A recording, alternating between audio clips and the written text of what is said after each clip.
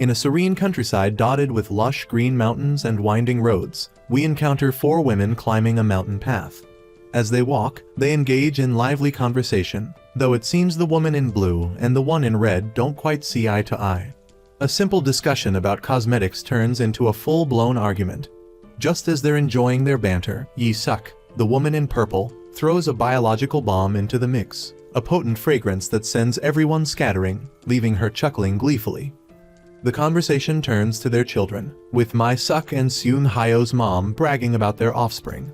Their tales are so unbelievable, they sound like folklore. Yi-suk rolls her eyes and sighs, but she's not averse to a little friendly competition. The women seem to be constantly comparing their children, a recurring theme in their lives. Scene shift. We're now at a prestigious journalism design awards ceremony. Our male protagonist, Choi Seung-hyo, a successful architect and director, is contemplating the creation of a memorial park at his current location. He meets with a funeral director to discuss the project and envisions a space called Memory Station, where people can remember and celebrate their loved ones without dwelling on sadness. The director is surprised and moved by his thoughtful approach. Their conversation is interrupted by a phone call. Yun Myung-yu calls Seung-hyo to remind him about the awards ceremony. Seeing that Seung-hyo isn't there, Myung-yu, a director himself, fluffs up his hair and prepares to claim the award in his stead. But Seung-hyo arrives just in time, steps up to the podium, and accepts the award with a stoic expression. He had prepared a speech but delivers only a curt "thank you." He then adds a brief introduction for his architectural firm. Myung-yu and Na-yoon watch in amusement, speechless. Back to our group of mothers, Mi-suk unveils her daughter's wedding invitation, seemingly winning this round of the mother-child competition. Meanwhile, Baek Seok-ryu, the daughter in question, is on a plane returning to her homeland. She wakes up from a dream, startled by the flight attendant's announcement. Looking mischievous, she waits at the airport for her friend, Young Mo-eum, to pick her up. Mo-eum arrives with a noticeable stain on his face, prompting Seok-ryu to laugh. This trip is a surprise, so her friends are unaware of her arrival. As they embrace, Mo-eum playfully throws Seok-ryu off balance. He's now a rescue worker, and the two friends catch up on their lives. They chat about Seung-hyo, who is attending the awards ceremony dinner. He shares his plan for the memorial park with the guests, and Na-yoon jokingly declares she's joining him on the project, making Myung-yu shiver with apprehension. In a bizarre turn of events, Myung-yu bumps into his idol, Ro Yoon-seo, and tries to get Seung-hyo to ask for an autograph. However, Seung-hyo is busy and departs. He drives off with a file labeled Seok-hyo, unknowingly passing Seok-ryu, who is admiring food stalls on the street. Both of them are famished and settle on the only restaurant in sight, a place serving spicy rice cakes.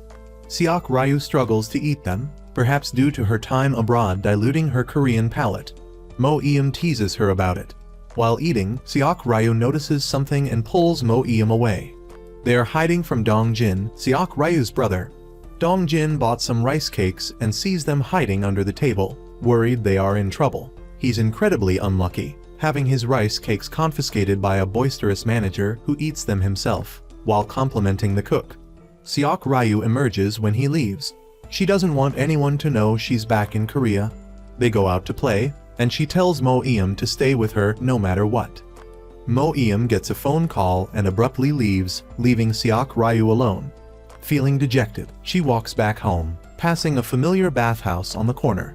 Images from the past flood back, showing her mothers forcing their children to bathe together, a boy and a girl completely mixed up. She shakes her head in disbelief, muttering to herself. Suddenly, Seung-hyo appears behind her. Seeing him, she freezes, dropping her bunch of balloons. They bicker back and forth, each one mimicking their mother's behavior. He demands she leaves his property. As she's about to go see her family, she hides in a box and asks for his help. The moms approach, greeting Seung-hyo with warmth and affection. He seizes the opportunity to give Seok-ryu a few kicks. Stuck inside the box, she fumes. Finally, the moms leave, and she tries to exit. But Seung-hyo pins her down. Feeling annoyed, she rips open the box and storms out. Since she's already gotten help, she decides to take full advantage of it and heads to Seung-hyo's company, using the restroom there. She then lingers, poking around and causing mischief, accidentally knocking over a shelf of books. Seung Hyo jumps in front of Seok Ryu, protecting her from falling debris. He lifts his shirt to check for injuries, revealing a childhood scar on his back. She realizes it's a testament to their shared past. He advises her to reconcile with her mother. He's a tough cookie, but he always tells the truth, and his words have weight. He tells her that the metal sculpture she dropped is worth 17 million won, which makes her gasp. Seok Ryu picks it up and starts cleaning it. Meanwhile, Mo Eum returns to the rescue service and receives an emergency call. He rushes to the scene where he finds an old man lying on the floor, bleeding from his forehead. He had fallen from a chair. He tries to persuade the man to go to the hospital, but the man refuses, holding onto a bottle of alcohol. Mo Eum realizes the man has diabetes and continues to plead with him. The man, however, becomes agitated, smashing his alcohol bottle and threatening him. Suddenly, a young man, Kang Dan-ho, arrives. He claims to be a Taekwondo black belt and volunteers to help. But as he rushes forward, he stumbles and falls, injuring himself. Without hesitation, Mo Eum throws the alcohol bottle away and gives Dan-ho a withering look. He reminds him that she's a black belt, and he shouldn't try to show off. The old man calms down after her assertive actions. Dan-ho stares at her, mesmerized. Back to Seok Ryu. She's on her way home. Her house is next to Seung Hyo's, so they walk together. She has a plan, preparing to engage in a showdown. She's gotten herself into deep trouble, and she puffs herself up like a pufferfish. Seung Hyo is puzzled, wondering what she could have done to cause such fear. Seok Ryu reveals she has broken off her engagement. Seung Hyo, either deliberately or out of curiosity, demands she repeat herself. She shouts the news at the top of her lungs. My Suk, her mother, just returning from the market, hears her daughter's announcement and is stunned. Her father thinks he's dreaming. Seok Ryu sees her mother's shock but puts on a brave face and takes her mother's hand, telling her she's broken off the engagement. Her father faints instantly.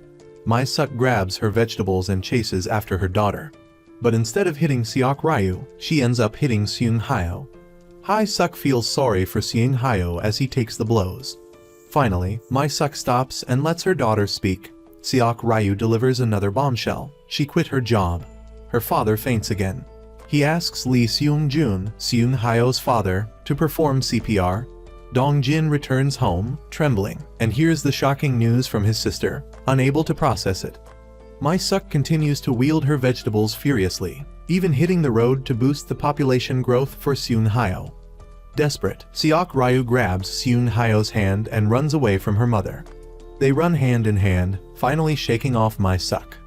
Seok Ryu abruptly pulls her hand away from Seung Hyo, a harsh contrast to the way she was holding it just a moment ago.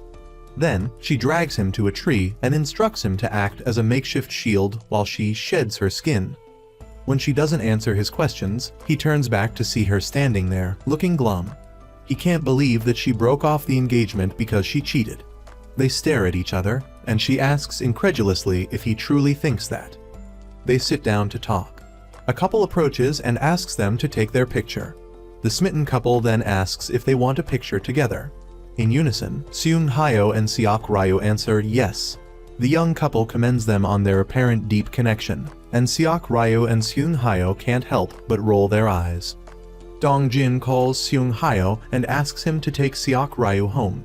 He explains that her mother is exhausted and has given up on being angry. At the hospital, Dan-ho gets his arm bandaged and spots Mo Eum. He asks for her phone number and name, but she declines. It seems he's smitten with this spirited young woman and begins to write about his encounter in his diary. Seung Hyo takes Seok Ryu back to her mother's house. After a long hesitation, Seok Ryu finally goes inside. She sees her mother slumped on the couch, assuming she's crying. But My Suk is holding a broom. Sensing danger, Seok Ryu tries to run away, but Seung Hyo stops her. In the end, My Suk catches her and gives her a good scolding. Seung Hyo reflects on his childhood, remembering how Seok Ryu always stood up for him. He smiles, thinking back on those days. It's a bit cruel to be smiling while your childhood friend is being spanked, but hey, who can resist a good chuckle? Seok Ryu is back, and things are about to get interesting. Seok Ryu, the newly unemployed, invites Seung Hyo to join her for a barbecue outing. It's unclear whether she's being optimistic or a little crazy, especially since she's imagining a perfume that smells like grilled meat. Seung Hyo is about to leave when she pulls him back, almost pulling down his pants in the process. Once she finally gets what she wants, Seok Ryu enjoys the experience. She keeps buying random things, which is probably why she's constantly running out of money. She tries to entice him with another exciting outing the following weekend. Seung Hyo tells her that if she keeps making him scrub barbecues, she'll be scrubbing corpses next week. She asks eagerly, "Where is it? Let's go." Meanwhile, Mi-suk opens the rice cooker and finds a gift from her daughter. She smiles happily and goes to Seok Ryu's room to admire her daughter. But it's all a dream. Seok Ryu wakes up with a start in the storage room, where her mother has slammed the door shut. In the morning, she goes downstairs for breakfast only to be met with her mother's cold demeanor. Mi-suk sets the table with only 3 bowls, leaving Seok Ryu no choice but to serve herself. Mi-suk, furious, picks up a ladle and questions her about the previous night's events. She wants to know if her daughter is telling the truth that she quit her job and broke off the engagement because she was bored. Seok Ryu avoids mentioning her mounting pressure and simply claims she was tired of working at the same company for too long.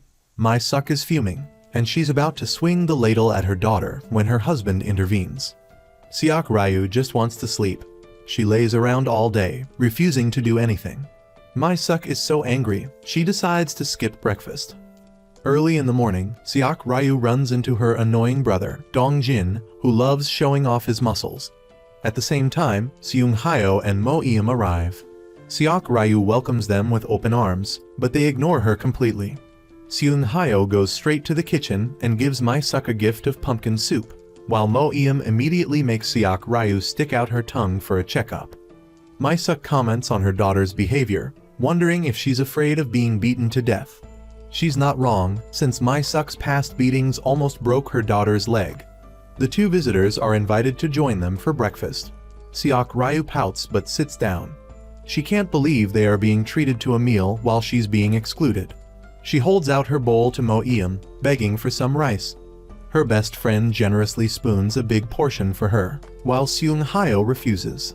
Seok Ryu bickers with Dong-jin. The 2 siblings bicker, holding each other's heads in a ridiculous showdown. Mi-suk is incensed. She storms out of the house. Seok Ryu is curious about her mother's sudden disappearance. She hears a countdown, and it suddenly dawns on her that every time her mother gets angry, her dad's hidden talent, drumming, kicks into gear in the basement. Mo-eum asks her about the reasons behind her quitting her job and breaking off the engagement, but she refuses to explain. She expects Seung Hyo to come and strangle him as revenge for the previous night's incident. Luckily, her aunt comes to his rescue. Mi-suk returns, ready to give her daughter another round of punishment, and tells her to bring rice cakes to the office to help Seung Hyo. Seok Ryu is reluctant but agrees to go. At the office, her colleagues ask her about her past relationship with Seung Hyo. She eagerly spins the story, acting as if she had been his caretaker and mentor. However, Seung Hyo, upon hearing her narrative, rushes in to set the record straight. He contradicts her story, revealing the truth, which is completely different from her version. The office is filled with bickering as the 2 tell conflicting stories, even resorting to comparing each other's bathroom habits. Na-yoon, who is witnessing this childish behavior for the first time, is taken aback. Mi-suk goes to the market and hears other mothers gossiping about her daughter. She coldly approaches them, threatening them with a stern warning, sending them running in fear. Later, at Yi-suk's real estate office, Mi-suk complains about the gossiping mothers. She's right, though. Who would dare discuss their children's private matters in public? It's not surprising that people are spreading rumors. Her constant bragging about her daughter's accomplishments certainly doesn't help. Seok Ryu lounges lazily on the rooftop, gazing at the sunset. The sight of scallions gives her an idea, and she rushes to the kitchen, excited to cook. Mo-eum arrives, smelling the delicious aromas, and applauds her. Mi-suk stays at her family's restaurant, drowning her sorrows in alcohol. She feels like a volcano about to erupt. She wants her husband to talk to Seok Ryu and try to understand her. Mi-suk believes that Seok Ryu is still holding back, but her husband disagrees. He's happy just seeing his daughter every day. Seung Hyo visits Seok Ryu's home after work. Since he doesn't bring any alcohol, Mo Eum goes out to buy some, leaving the two alone. Seok Ryu is curious about his behavior at the office earlier that day, wondering if something was wrong. He assures her that everything is fine and advises her to talk to her mother about why she quit her job and broke off the engagement. He reminds her that Mi-suk is her mother, after all. Seok Ryu lunges at him, grabs him by the neck, and accuses him of being her mother's spy. The next morning, Seok Ryu notices her mother acting suspiciously. She takes advantage of the opportunity and steals Mi-suk's phone to check it. Mi-suk is still calling Song, even though they've broken up. Seok Ryu, angry and hurt, deletes all of his contact information from her mother's phone. Meanwhile, Seung Hyo is walking down the street when he sees Dan Ho helping an elderly woman. He joins in and they push the woman's cart together. Seok Ryu sits disconsolately on a bus, staring out the window and reflecting on all the pressure she's been under. She thinks about her boyfriend's deception and feels heartbroken. Lost in her thoughts, she misses her stop. The driver calls out to her, but she swipes her card and continues riding. The scene shifts. Seung Hyo is chatting with Dan Ho, a reporter, about his business. Later that night, he encounters Seok Ryu. She's carrying a roasted pomegranate and looks dejected. She asks him to take care of it, offering it as a thank you gift for his company's opening. She tells him that she can't attend the opening because she's busy tomorrow. The following day, many people arrive at the grand opening of Seung Hyo's company, including Mi-suk's friends. Hearing about Mi-suk's family drama, they can't resist gossiping. Seung Hyo's father is busy and can only send his congratulations by phone. Seok Ryu comes to the party, too. She notices her mother is missing a brooch and brings it to her. To her surprise, Mi-suk sends her home. She then lies to her friends about Seok Ryu's job. Seung Hyo, who witnessed the whole exchange, is standing nearby. Back at home, Seok Ryu confronts her mother. She asks her why she's so ashamed and embarrassed. She even mentions that Mi-suk tried to send her back to America. Mi-suk yells at her, saying she hates her. Seok Ryu finally breaks down and reveals all the pressure she's been carrying for so long. She runs out of the house. Seung Hyo finds her in the park. They climb the tower they used to play on as children. Seok Ryu tells him stories about their shared past, laughing as she recounts the memories. Suddenly, it starts raining. Seung Hyo rushes to buy an umbrella and holds it over her as she continues her stories. He notices that she's forcing herself to smile and asks her to stop pretending. She can no longer contain her emotions and bursts into tears. The rain and tears mix together. Back at home, Mi-suk struggles to carry her daughter's suitcase upstairs. She looks at the brooch her daughter had gifted her and starts to cry. The rain stops. Seung Hyo and Seok Ryu sit together, make wishes on a shooting star, and then go out for ramen. The next morning, Seok Ryu disappears. She returns home feeling dejected, then calls out to her mother in surprise. Her bedroom has been redecorated. Mi-suk reveals that she's hired Seung Hyo to redecorate her daughter's room. Seung Hyo has been so busy with the project that he hasn't been to his office all day. His phone calls are going straight to voicemail. Seok Ryu notices the brooch on her mother's blouse. She's happy to be home, and it feels like she's finally experiencing the warmth of a family meal again. When she enters her bedroom, she's surprised to see a starry sky projected onto her ceiling. She immediately calls Seung Hyo. She opens the window, and there he is. They gaze at each other, and Seok Ryu remembers their awkward first encounters. Their love story, between the outspoken girl and the quiet, gentle boy, is about to begin. We rewind to 2007 at the Olympic swimming competition. Seung Hyo is a swimmer competing there. As the time for his race approaches, he finds himself surrounded by empty seats. His parents couldn't make it due to work commitments. He's disappointed, but his friend Seok Ryu is there cheering him on, which brightens his mood. Seok Ryu is seated in the stands, enthusiastically shouting for him. Seung Hyo, looking down at her, thinks she's crazy. The starting gun fires, and Seung Hyo dives into the pool, giving it his all. Seok Ryu is still cheering, even though he's currently in 6th place. In the present, Seung Hyo is asleep, startled awake by her enthusiastic shouts. He can't understand why she's still yelling at 3 in the morning. He opens the window and sees Seok Ryu watching a movie. He grumbles, asking her if she knows what time it is. She retorts by asking him if he can't read a clock. He complains that even birds and animals are asleep at this hour, but she's still up. He then spoils the movie for her, infuriating her. Seung-hyo doesn't say anything more. He closes the window, pulls down the blinds, and plugs his ears, ignoring her shouts. Back to the competition, Seung-hyo, after a fierce race, takes first place. He smiles and looks at Seok-ryu. The next morning, Seung-hyo wakes up early to go for a run. He returns home to find Seok-ryu's door closed and the lights off. She's still asleep. He enters the house and runs into his mother. She invites him to have breakfast, which surprises him. At that moment, his father returns from a business trip. The three of them gather for breakfast, but there's an air of unhappiness. His father gives them a few instructions and leaves. Seung-hyo asks his mother when she will be leaving for her trip. Hae-suk replies that he doesn't want her to leave, but she's not happy in Korea. Her son's words make her silent. At work, Seung-hyo is greeted by Na-yoon with a celebratory firework display. Myung-yu excitedly tells him that they have secured a major project.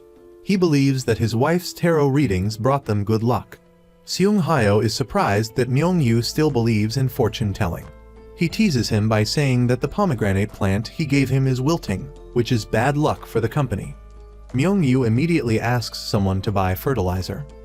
After reviewing the project details, Seung-hyo is eager to begin. It's a design competition for a high school gym. Seok-ryu wakes up and finds her parents gone. She goes to the kitchen and finds a pot of curry that her mother left behind with a note. She's touched by her mother's gesture. Meanwhile, her parents are busy making 100 kimbap for a film crew. They're excited about this lucrative deal. Jun-sik worries about his daughter and asks Mi-suk if she'll continue to let her be like this. Mi-suk, referring to the Romeo and Juliet effect, says that the more they try to restrain their daughter, the more rebellious she will become. She's decided to let her be free. She's sure Seok-ryu will eventually have to get a job. She knows her daughter is hardworking, after all. However, Seok-ryu, now free from any obligations, uses her time to create a schedule of leisure activities, doing nothing, watching television, and taking naps. She indulges in all the things a lazy person would do. She's so lazy that she can't reach her phone, which is lying at her feet. She uses her foot to kick it. She calls Seung-hyo and asks him to meet up to read a book. He declines, saying he's too busy with work. But that night, he shows up anyway, claiming that he needs to borrow a book. The book he wants is a story about a princess. He looks at the two girls and comments on their bizarre habits. He thinks they're a perfect match, two oddballs, and suggests they stay together to minimize their impact on the world. He's already being a nuisance. Mo-eum smirks at Seung-hyo, and Seok-ryu, who's not sure if she's actually reading her book, gives him a sidelong glance. Later, Seok-ryu tries to persuade her two friends to go out with her again, but they both decline. Mo-eum has to go back to learn how to drive a boat, and Seung-hyo has office work to attend to. They both leave her alone. The next day, the group of moms is back at Yi-suk's real estate office. It's unclear what's happening, but they want to change their profile pictures to flowers. Seok-ryu looks at it with disgust. She shows her father, commenting on how old her mother seems to be getting. Before she can finish, she's slapped by her mother. Seok-ryu's former teacher, Miss Yu, enters the restaurant. She's happy to see her ex-student and greets her warmly. Miss Yu has come to order food. She orders so much that Seok-ryu is tasked with delivering it. They walk and chat merrily, reliving old times. Miss Yu brings up Seok-ryu's career, making her feel awkward and speechless. They encounter Seung-hyo, who's at the restaurant to apply for an architecture project. The three of them sit down and reminisce about their shared past. Miss Yu wants Seok-ryu to visit the school and talk to the students to encourage them as a successful alumna. Seung-hyo is too busy to attend. Miss Yu introduces Seok-ryu to the class. The students are excited to meet their successful sister. They ask her a barrage of questions, and she answers cheerfully. However, one student asks her about her dreams, prompting Seok-ryu to think deeply. Seung-hyo, meanwhile, is at the swimming pool. Touching the water reminds him of his competitive swimming days. After class, Seung-hyo waits outside for Seok-ryu. Seeing that she's downcast, he invites her to lunch. They then go to the area behind the school to dig up a letter they had written to themselves years ago. They dig and dig but can't find it. Seok Ryu asks Seung Hyo why he ran away all those years ago. He seems indifferent, not knowing about her job loss. He casually asks if she truly worked there. After all, she had some experience there, and she could share that with the students. She's annoyed and walks away. He chases after her, unaware that the letter they are looking for is right in front of them. Back home, Seok Ryu finds Mi-suk packing a box. Her mother has taken on a new job, helping out a neighbor. Seok Ryu offers to help, but Mi-suk refuses. Dong-jin comes downstairs, and Seok Ryu yells at him for not helping their mother. Mi-suk, instead of reprimanding him, smiles and says he's working part-time and earning money, which is great. Seok Ryu ponders this. She plays video games, then wanders onto the rooftop, feeling dejected. She wonders if she can keep going like this. Meanwhile, Seung Hyo is struggling with his architecture projects. Myung-yu encourages him to ignore the pool design and focus on the larger project. He even switches his screen for Seung Hyo. Mo Eum receives a call for an emergency and heads to the scene to help a young boy. The traffic is heavy and they can't get through. A young man in a traffic vest assists them. Mo Eum notices his shirt with the words, "I love mud," and thinks it looks familiar. At the station, she's given a box of rice cakes by an anonymous donor. She smiles as she reads the letter inside. Seung Hyo returns from a meeting about a retirement home project. He discusses the project with his partners, but they're unhappy with his ideas because they are copying an existing design. He gets into an argument with Myung-yu in the parking lot. As he drives home, he sees Seok Ryu. She's about to meet with a company manager to discuss a job. He calls out to her, and they meet at the park. He asks why she's going back to her old career. Didn't she want to rest and take a break? Seok Ryu is furious and shouts at him. He doesn't criticize her, just reminding her that he had a winter season too. Had she forgotten? Back home, he opens his drawer and looks at his medals, reminiscing about his glory days. He remembers that before his competition, Seok Ryu gave him a handkerchief embroidered with words of encouragement. But then tragedy struck. He was in a car accident and could no longer compete. Seok Ryu lies in bed, remembering his words. She opens the window to call him, but then changes her mind. It's a new day. Seung Hyo and Myung-yu are still angry with each other. They glare at each other and then turn away. Na-yoon steps in to mediate, as she's known for resolving tensions.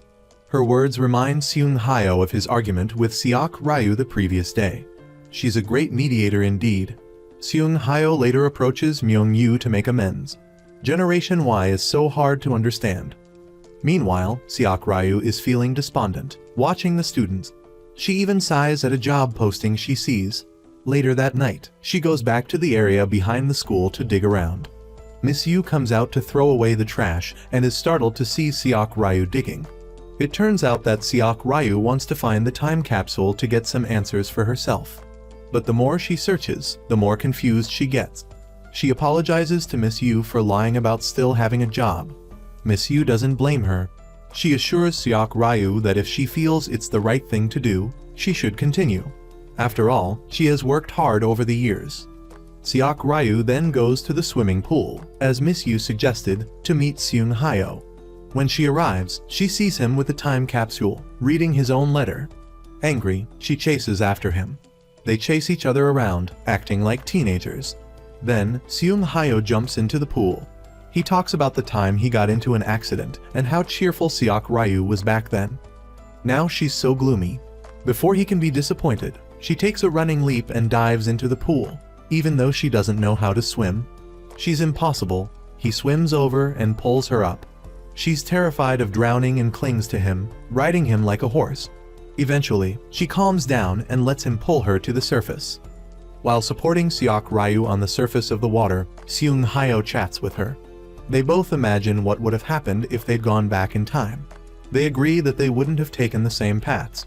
Suddenly, Seok Ryu slips, and Seung Hyo pulls her into his arms. He looks at her, and images of their school days flash through his mind. He remembers writing the time capsule letter with her and realizes that he's held a special feeling for her for a long time. He wonders if he'll still have those feelings 10 years later. They stare at each other in silence. Have they gone back to the starting line from their standstill? The two kids left the pool and changed clothes. They then proceeded to perform the time capsule opening ceremony. Seung-hyo had already opened and read his letter, so he wasn't really interested anymore. Seok-ryu, however, loved making a fuss. As she read her own letter, she couldn't help but wonder what was going through her mind back then. Seung-hyo sighed after reading his letter, as if he had just read a decade-old declaration of his feelings for her. She wanted to read his letter, but he wouldn't let her. They ran around the yard chasing each other, but somehow, he just ran back to his room. Seung-hyo, staring at the letter left on the bed, launched into a monologue. He then carefully folded the letter, as if he was going to seal it up. Seok-ryu, bored, picked up her letter and walked away dejectedly. The next day, they bumped into each other, but couldn't resist taking a jab at each other. She nudged him as they passed, and he was completely exasperated. Seung-hyo asked where she was going, and Seok-ryu replied that she was heading to the library. He didn't say anything else and walked away. Suddenly, just like that, she chased after him, rattling off a list of books she was reading. She talked non-stop, from the street all the way to his office. He sighed, exasperated. "You only came here for free coffee, right?" He hit the nail on the head. She laughed, finally dropping the pretense. Just then, Myung, beaming, walked in to announce good news. Their office was being leased by Grape for design purposes. Seok-ryu felt heavy, as that was where she used to work. Seung-hyo seemed to sense her inner turmoil, and they both sat down to look at the email Grape had sent. They both struggled, since neither of them knew English. Watching these two gods struggle was hilarious, so Seok-ryu stepped in to explain. Myung-yu was surprised to learn she had worked at Grape and asked her to be their translator. But Seung-hyo knew her lingering sadness and declined. Despite that, she agreed to help. The two worked together until evening. Na-yoon and Myung-yu stood outside eavesdropping. Seung-hyo asked Seok-ryu if she was okay since that was where she had previously worked. Was she doing this for him? His silence made her wonder. She stepped closer to him, asking if he was enjoying the work, since he even ate while working. Seung-hyo responded cheerfully. "I can hold out for 72 hours, she stared into the distance, deep in thought. Hae-suk, after meeting with Vice Minister Kwak Ch-won, drove home contemplating something. Kyung-jong, with no food at home, went to Gun 6 restaurant. He, too, was avoiding his wife and didn't go home. The two men ate and talked, both envious of the other's lives. One wished for more money, the other wished for a happy family life and a chance to buy something for his own home. Human beings, it seems, are never satisfied. Mo-eum was buying a drink when she ran into Dan-ho. They were both surprised to see each other. After a few friendly greetings, they fell back into their main topic, canned drinks. For some strange reason, they had the same taste despite the wide variety available. They kept vying for the same can, neither willing to give in. They then bumped into Seok-ryu and Seung-hyo. The two couples sat down and chatted. A few sentences in, Seok-ryu and Seung-hyo started bickering again. It was just ridiculous. When they asked about Dan-ho's residence, he hesitated and left. On her way home, Mo-eum continued to suspect him. Something about him felt off. She's just nosy about other people's private lives. Seok-ryu then mentioned the time capsule containing all three of their letters. It turned out that Mo-eum had dug it up and read it that very night. They were both too trusting. Seok-ryu then asked about Seung-hyo's letter, but she looked at him with a strange expression and said she forgot. He pretended to answer a phone call and ran away. Way too obvious. His acting skills were terrible. He hid behind a bush, hoping that Mo-eum wouldn't remember anything about his letter. The next day, Mi-suk angrily called Seun-sik, who was still asleep at 9 am. She yelled at him, then went downstairs to get the car, only to find a basket of roses. It turned out that Kyung-jong had helped him home last night while Seun-sik was drunk. He had stopped by the side of the road and picked roses while singing and dancing, completely refusing to go home. He went downstairs, saw the soup pot, and was overjoyed. His wife still loved him the most. But when he picked up the spoon, he jumped back in shock. He looked at his scratched hand, clueless about how it happened. "Darn, those roses have thorns," he muttered. Yi-suk was carrying a box out of her house when she bumped into Dan-ho. Aha, so that's why he didn't answer her questions. He had moved in right next to Mo-eum. Looks like he's smitten and planning to pursue her. He helped her carry the box to the real estate office and then left. Mi-suk saw him and immediately wanted to set him up with her daughter. Mo-eum had some free time and went to the park. Even as a grown woman, she still liked to tease kids. She tricked them into taking a sausage, then gave them chocolate candy. At Dong Hyo's office, Seok Ryu helped him successfully negotiate the grape project. But things didn't seem to go well after that. Seok Ryu didn't leave immediately after the negotiation, so she overheard a conversation between the grape people. It turned out that they were skipping in, the architecture firm, and working with another company to speed things up. She was furious and told Seung Hyo about it. He was upset but still determined to finish his work. He believed that his work, no matter what, always had to be meticulous. She was speechless with anger and walked away. Her younger brother, Dong Jin, was at the gym when Na Yoon arrived. He immediately went up to her and started talking about the gym non-stop. He finally shut up when the gym owner showed up. Back home, Seok Ryu called Mo-eum over for a late-night snack. Mo-eum talked non-stop about the little girl she had met earlier. She was gushing about this newfound connection, like a fish meeting water. Myung was still blissfully unaware of the situation, so he was excited about working with Grape. The next day started off with the same old drama. Mo-eum bumped into Dan Ho while buying candy. They bickered over the candy until the shopkeeper brought out a whole box, forcing them to back down. Dan Ho went back home to finish unpacking. He found an old camera and opened it. He found a photo that caught his interest. Seung Hyo was about to meet with Grape when he received a photo from Dan Ho. It was a picture of him and Seok Ryu from high school. She was already waiting for him. Even though she claimed she wouldn't go, there was no way she was going to let him sit there like a statue and listen to English. She knew she had to be there, just in case she had to give them a verbal lashing for deceiving the printing factory. Myung-yu's bladder had a habit of acting up when he was nervous. As soon as Seok Ryu saw Grape, she froze. It was Chris, the partner she used to work with. Her eyes were red with tears as she looked at him. She remembered working with him in America. He was a cunning manipulator who constantly tricked her and made her take on all the responsibility. When she discovered his deception, she was heartbroken. Seok Ryu was clearly uncomfortable, and she was flustered, even struggling to stand. She rushed to the restroom to compose herself. When she came out, Chris was there, recounting the past events and touching her hair as he had in the past. Seung Hyo shoved him against the wall and wanted to punch him. Luckily, Seok Ryu intervened. She took full responsibility for everything, saying that the printing design firm was completely innocent. But Chris, thinking he had a free pass, pushed his luck. He mocked her, saying her English must have gotten rusty, and that she should say please if she wanted to ask for help. He had crossed a line with a woman. Seok Ryu slapped him hard across the face and kicked him. He lay on the ground looking pathetic. Seok Ryu then sent Grape the evidence of his design plagiarism and copyright infringement as a gift. Then, she left. She said she wanted to be alone, but Seung Hyo trailed after her.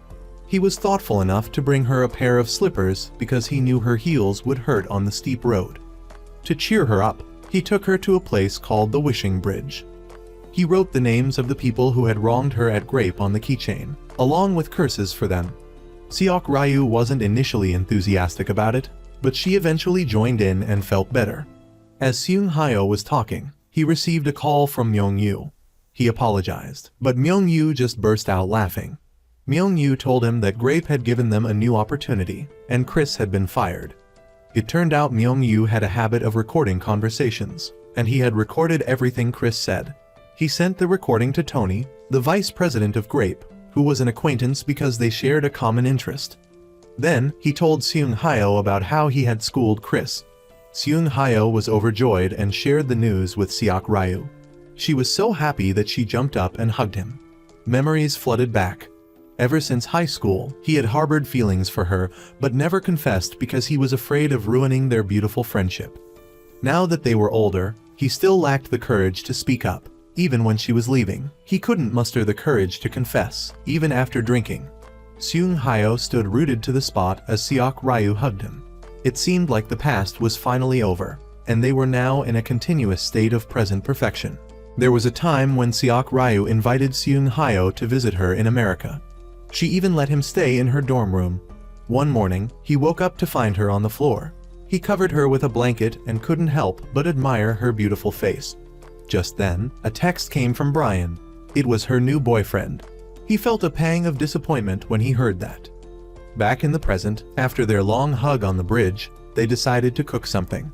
When they got back to the office, Seung-hyo stumbled around in the dark looking for the light switch. Seok-ryu accidentally fell into his arms, and he teasingly told her to hit him. She was too exasperated to even respond.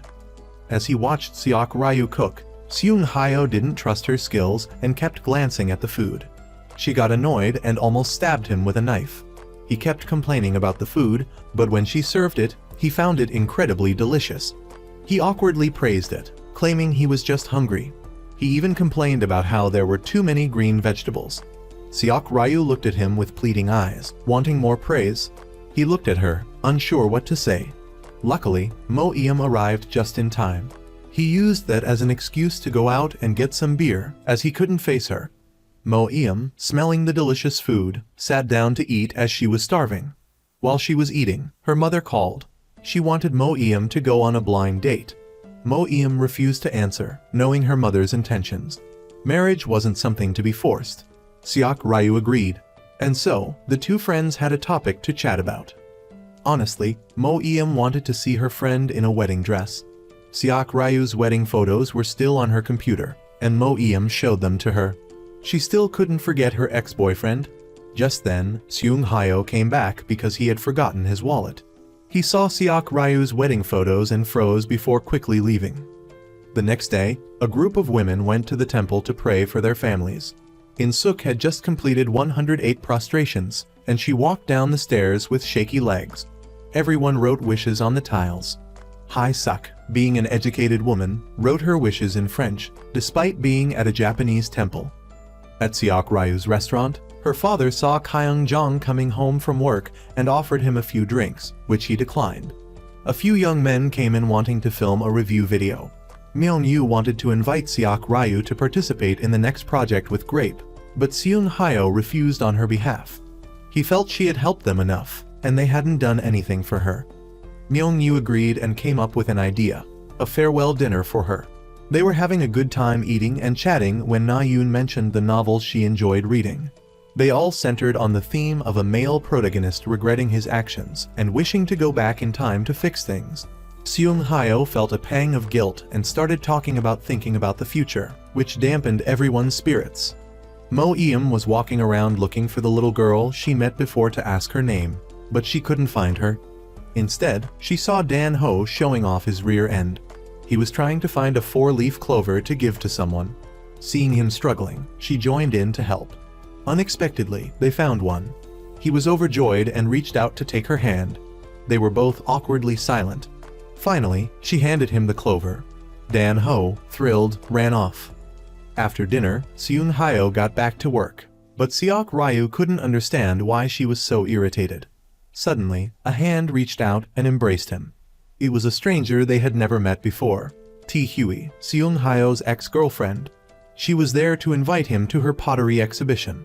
Myung-yu initially refused, but when he learned that he would get a very expensive bowl, he happily agreed to lend Seung-hyo out. He told her to return him after she was done using him. It was truly frustrating. He treated his brother like a commodity for money. Na-yoon, noticing the stranger, asked Seok-ryu who she was. She told her about Tae-hi and Seung-hyo's intense love story. The two of them appeared as she was talking. Tae-hi invited Seok-ryu to the exhibition and even put her arm around Seung-hyo in a familiar way. Seok-ryu used an excuse to decline. On his way home, he ran into Seok-ryu's father, who was standing outside smoking. He was surprised because her father had quit smoking. The two of them sat down and had a few drinks. The next morning, he woke up and noticed his younger brother was still asleep. Seok-ryu went in to wake him up, using a series of punches to force him out of bed. But instead of her younger brother, she found Seung-hyo under the covers. He quickly jumped up and pinned her to the bed. Dong-jin walked in, saw the scene, and started yelling for his mom and dad. Seung-hyo ran after him to stop him, but tripped and hit his foot on the edge of the cabinet. His father took him to the hospital, and thankfully, it was just a minor sprain. Because of his injured foot, Seok-ryu escorted him to Tae-hui's place. Riding in her car made him incredibly anxious. He felt like he was on the verge of ascending to heaven. When they arrived, Tae-Hwi ran out and was all over Seung-hyo in front of Seok-ryu.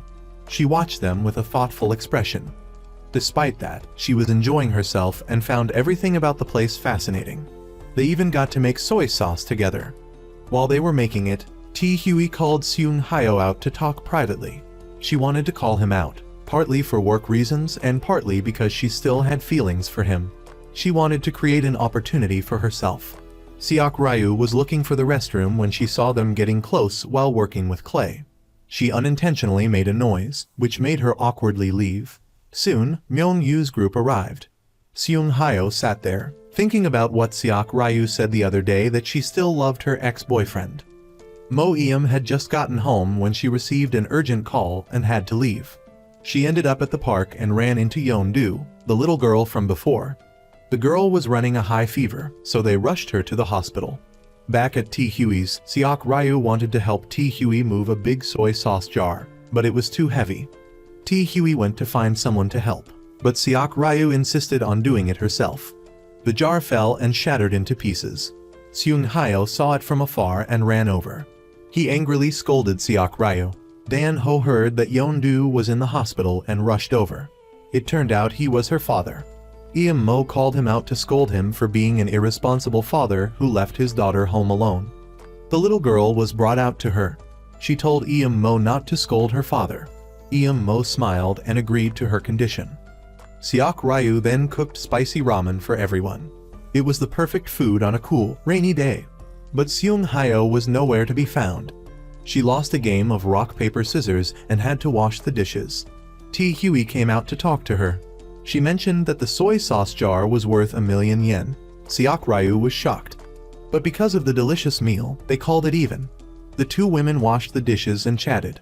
When Tae-Hwi talked about her dreams, Seok-ryu fell into deep thought. Tae-Hwi eventually found Seung-hyo, who was sitting by the kiln, enjoying the breeze. She talked about their past. She told him that she had loved him like the fire of a kiln, while he was just a little gas stove flame. Thinking back, she had loved him deeply, but he hadn't. Seeing him scold Seok-ryu angrily made her jealous. He had never felt that way about her before. Seok-ryu tossed and turned, unable to sleep. She went out for a walk and saw her shirt, which Seung-hyo had washed and hung out to dry. She smiled. Seung-hyo also went for a walk and saw her looking through the soy sauce jars. He went over to her and asked what she was doing. She explained that she was trying to find a 100-year-old jar. She had realized her dream was to cook. When she found the jar, she smiled brightly. Seeing her smile, he remembered what Tae-Hwi had said. Perhaps he was finally realizing that he had fallen for her.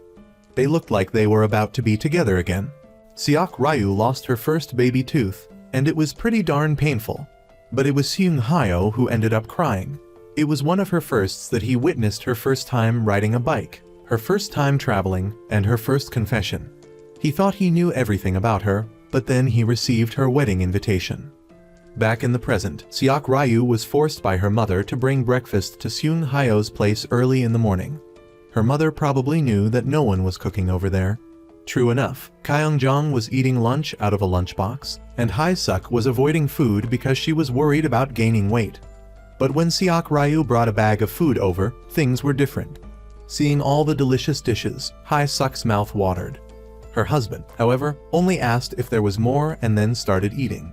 He had no idea how to show any concern for others. Seung-hyo's room was exactly the same as it was back then. She was filled with nostalgia. She couldn't tell if he was using a time machine or what. Speaking of time, the letter from the time capsule. She went to find it. The consequences of hiding it so obviously led to her finding it. He was showing off his body under the cool shower, completely oblivious to what was happening. When he came out, he saw her reading his letter. He snatched it away, accidentally tearing it in the process. He claimed it was just a joke. It was a joke, but it wasn't funny. Seok-ryu left. On her way, she kept thinking about what was written in the letter. She couldn't understand why he did that. He could have just said it wasn't serious. Why did he have to crumple it up and throw it away? Her thoughts were interrupted by her father's shop. She went in, and everything was the same, bringing back memories of happy times with her father. Jun-sik rushed in, surprised to find the shop open. It was his daughter. From Seok Ryu, we learned that her father was a chef at a hotel. Now it was clear where she got her amazing cooking skills from. Seok Ryu preferred her father working there than at the hotel. She loved hearing the sound of knives cutting and the warm chatter. She wanted to go cook with him, but he immediately refused. He seemed unhappy that she brought up him moving from the restaurant to sell spicy rice cakes here. Back home, Seok Ryu laid on her bed and watched her cooking videos. She loved them and seemed to be thinking about doing something. She met Tae-hyuk and Seung Hyo and greeted them, but Seung Hyo didn't even bother to return the greeting. He even gave a lame excuse to avoid her. Seok Ryu didn't care. She pouted and left. Back at the office, Tae-hyuk teased him, making him nervous. Mo, following her dream, was learning to sail. Seok Ryu thought her friend was crazy. As a kid, she loved playing in the mud, and now she wanted to go to the South Pole. She always did things differently. She told Mo-eum that she had signed up for a cooking class. Mo-eum was speechless. She couldn't believe it. But instead of stopping her, she encouraged her and then called Seung Hyo to celebrate. On his way back home, Seung Hyo ran into Dan Ho. He was surprised to learn that Dan Ho lived next to Mo-eum. Even more shocking was when a little girl ran out and called him Dad. Yeon-do wondered who that strange uncle was. Seung Hyo gave a cheerful response. "He's a friend of my neighbor's father." He didn't know if she understood, but she nodded enthusiastically. Dan Ho offered him a drink, but instead of alcohol, he was given barley tea. He wasn't drunk at all, but he felt a bit tipsy. Perhaps it was the atmosphere. He acted like he had been there for ages. Dan Ho, because of his profession, wondered why Seung Hyo suddenly wanted to make barley tea. He promised to keep it confidential. Seung Hyo told him about a friend who had loved someone since they were young, but had missed the chance to confess. Now, he didn't know how to face her. Their conversation was overheard by the neighbor. No wonder he refused the invitation to the party. She knew everything. Mo-eum talked non-stop, making Dan Ho think he was hearing some kind of animal crying. Getting back to the main topic, Dan Ho advised him, if he ever meets that friend again, he should tell him a story about a swimmer. Even if he started late, he would always strive to win. Therefore, he should honestly face his true feelings. Hearing this story, we know who the protagonist in Seung Hyo's story is. Who else could it be? His other half, Seok Ryu. The next day, Seok Ryu went to her first cooking class. She ran into Seung Hyo, and they exchanged a few words before awkwardly leaving each other. He pretended not to care, but back in the office, he was looking up information on Korean culinary artists online. Myung-yu, who was eavesdropping, startled him, and he quickly switched tabs. Seok Ryu was having a great time at the culinary artist class. It wasn't just regular cooking. They were learning everything from the ground up. Seung Hyo was returning from a meeting with a business partner when he saw a sight he shouldn't have. While driving, he kept thinking about how the past had impacted his family. He decided to meet Seok Ryu's father to find out what happened. Her father just wanted to lighten the mood and asked him to keep it a secret. Seung Hyo reluctantly agreed. If my Suk found out, she would be furious. He was suddenly an accomplice. The ladies met at the real estate office. They had a new topic every day, and today it was about husbands. When they learned that my Suk's husband often came home late and didn't even open his shop, they immediately concluded that he was cheating. When she got home, my Suk immediately started searching. She found a credit card application and felt like her world was falling apart. Her husband was probably borrowing money to spend on another woman. After leaving the restaurant, Mo-eum ran into Dan Ho, who was enjoying some barley tea. She was embarrassed about their previous encounter, so she quickly left. But since he invited her, she sat down with him. She hadn't even gotten comfortable before she was ready to scold him again. Thankfully, Dan Ho was taking Yeon-do on a camping trip with her class, which put Mo-eum at ease. To get closer to the little girl, Mo-eum wanted to know her interests. Dan Ho listed her favorites, like aliens and zombies. Mo-eum was stunned before Dan Ho passed out from too much alcohol. He couldn't hold his liquor but loved to show off. She brought him home. It was past her work hours, but she had to work overtime. She was too tired to wake him up, so she left him sleeping next to a pile of trash. She felt bad, but she decided to let him be. Back home, My-suk berated her husband as soon as he arrived. Their 2 children were confused and didn't understand what was going on.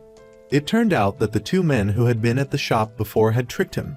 He had to work extra to pay off the debt he had incurred from buying the watch. The woman Seung-hyo saw was the one who hired him to drive.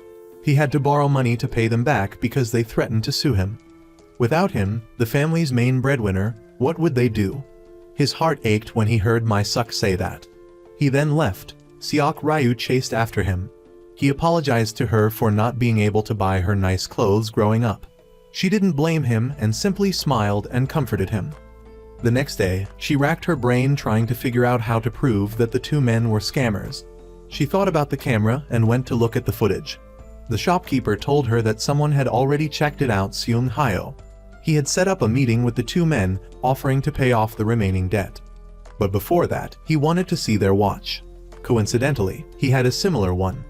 After examining it carefully, he knew it was fake. He showed them the play they had acted out. Dan-ho arrived to help. It turned out they had planned this together beforehand. Despite this, the men managed to escape the shop. They split up, so they had to chase after them as well. Dan-ho was too old and couldn't catch up. But the scammer, underestimating him, ran headfirst into a lamppost. The other one was intercepted by Seok Ryu. She attacked him, but he fought back and pushed her, causing her to get hurt. Seeing this, Seung-hyo rushed to her side. Just as they thought they had escaped, Dong-jin, who was much taller, appeared, scaring the man. He waited for his sister's signal, and then he smashed 2 eggs on the scammer's head. Seok Ryu's father heard the news and wanted to go to court immediately. My-suk scolded him, saying he was always like this, always making her suffer. But she said that as his wife, she would stand by him. He was touched by her words. After all this, Seok Ryu and Seung-hyo reconciled. But he told her that they were adults now and he hoped she wouldn't interfere in his life anymore. He asked her to stop following him, stop knocking on his windows and doors. They weren't kids anymore. Back home, Seok Ryu tossed and turned, unable to sleep. She kept thinking about that letter. She wanted to open her window and call to Seung-hyo, but she stopped herself. The next day, she learned how to make a new dish. It was the dish he had loved the most when he first came to Korea. She brought it to him as a thank you for helping her father. But he refused. She insisted that she understood him better than his own parents. His anger flared. He told her that she knew nothing about him, and she should stop trying to bring up their past. They were over 30, for heaven's sake, he stormed off. Seok Ryu countered that it wasn't just him who knew about her firsts. She knew his too. She knew when he first had delicious milk and when he first learned to swim. There was only one thing she didn't know: who his first love was. She chased after him to ask. She called out to him, but he didn't stop. She used her stubbornness to her advantage and kicked him with her shoe. Who was your first love? What did you mean by all those things you said? She threw her shoe and chased after Seung-hyo, demanding an explanation, but he calmly approached and helped her put on the shoe. Seung-hyo was just about to say something, his lips twitching, when suddenly Hyun-jun appeared, saying he missed the female lead and flew all the way from America. Seung-hyo immediately retorted, "Don't you see we're talking?" Hyun-jun greeted the female lead's childhood friend, but Seung-hyo seemed uninterested. Hyun-jun asked why he was back now, then took her hand and left. Seeing this, Hyun-jun held on to the woman he loved. But then the female lead's parents appeared. The father, seeing this bastard, had the audacity to show his face, wanted to beat him up. Fortunately, his wife held him back, saying, "I won't stop you, but not here. This neighborhood has already endured enough commotion." To prevent things from escalating, the female lead's mother disbanded the crowd and brought her almost son-in-law home to talk. Her actions shocked everyone, making them uneasy. Seeing this detestable son-in-law eating and drinking happily in his own home, the father couldn't bear it anymore and left the room. Outside, Seung-hyo stood in front of the female lead's house when her friend came by. He said that since the female lead had uninvited guests, he'd stay outside. Knowing the visitor was Seok Ryu's ex-fiancée, the friend wanted to go in and deal with him. But Seung-hyo stopped her, saying he wanted to handle him too, but couldn't. Inside, after feeding Hyun-jun until he was full, it was time for the female lead's mother to interrogate him. Hyun-jun confessed to all his wrongdoings. But for daring to hurt her daughter, the mother picked up a weapon to punish him. The father was worried that his wife would end up in jail for assaulting someone, so he used all his strength to stop her. Seeing her mother going crazy, the female lead couldn't control the situation, so she took Hyun-jun away. At a beer bar, the two best friends were helpless, seeing the person who bullied Seok Ryu right there, but unable to do anything about it. Mo-eum saw Seung-hyo hesitating, not going to protect the girl he liked, and told him about the love letter he secretly sent to his crush. She didn't deny that she had stolen the time capsule and read it. Seung-hyo, blushing, asked if she hadn't told Seok Ryu about it yet. Mo-eum told him not to have unrequited love, and that she would support the adorable couple no matter what. Seeing his embarrassed look, Mo-eum got up and left, thinking to herself that she should have teased him a bit more. The scene shifted to a coffee shop, where Seok Ryu asked why Hyun-jun was there, if he wanted to die or something. But Hyun-jun still insisted he couldn't live without her. He wanted to come in live with the love of his life. The female lead said they weren't anything special, it was just a temporary feeling. Seeing that he was still persistent, she said she still loved him, but the female lead bluntly replied that it was just a bad habit he hadn't corrected. She begged him not to come back and left. The scene switched to the female lead staying at her best friend's house. Mo-eum saw that she had run away from home and asked about Hyun-jun's visit. She found it interesting. Mo-eum even said that she had seen Seung-hyo pacing back and forth like a dog that had to pee, looking very funny. She was about to say more when Mo-eum's mother called for help. The scene then showed the two best friends asleep in bed. Mo-eum curiously asked how the female lead felt about seeing her ex-husband. The female lead said she had feelings for him before, but she was more clear-headed now. Hearing this, Mo-eum sighed and said that she was ready to beat him up whenever the female lead wanted, demanding justice. The two wished each other good night.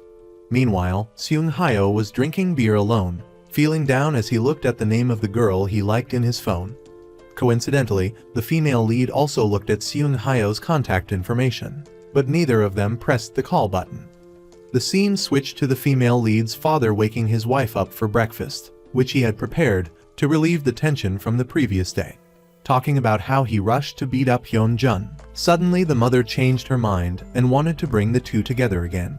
Mi-suk went into the room to urge her daughter to get dressed and put on makeup.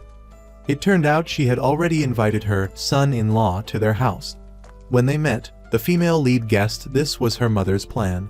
Seung-jo arrived to take her to school. They teased each other on their bikes, but when she talked about Seok Ryu's ex-husband, she got so angry she wanted to get off the bike. In cooking class, the female lead was in a bad mood and cut the cucumber, making the teacher afraid. Meanwhile, Seung-hyo had some of Seok Ryu's foundation on his shirt, making people curious about her. In the office, Seung-hyo was discussing work with his ex-girlfriend, but she suddenly mentioned Seok Ryu, making him flustered. No matter how much Seung-hyo denied it, his embarrassed and shy expression betrayed him. The scene shifted to Dan-ho picking up his daughter, Yeon-do, from school. Yeon-do told her father to hold onto his job as a journalist until she went to college. On their way home, they witnessed a car accident. Coincidentally, Mo-eum was there, and she used all her rescue skills to help the victims. Yeon-do watched Mo-eum intently, filled with admiration. The scene switched to four mothers chatting happily. They mentioned Mi-suk's almost son-in-law, which made her furious, and she stormed off. Downstairs, Hyun-jun was still waiting for the female lead. He tried everything to persuade her to go out to eat. Yeon-do and her father went to see Mo-eum and even helped her apply medicine. Seeing his daughter's admiration for Mo-eum, Dan-ho wanted to take her home. On the way, they talked about how amazing Mo-eum's job was, but Mo-eum said she had met a superhero wearing a "I love mud" shirt who helped others. She felt like she had met her soulmate. Hearing this, Dan-ho was startled and stopped the car. At the same time, Mo-eum noticed the familiar words on Dan-ho's shirt and asked if that was him. They both felt awkward for the rest of the ride. Arriving at Dan-ho's house, he gave Mo-eum a bunch of ointment for her wounds, making her heart race. Meanwhile, at the gym, Na-yeon saw the foundation on her boss's shirt, clearly from Seok Ryu, and she wasn't happy.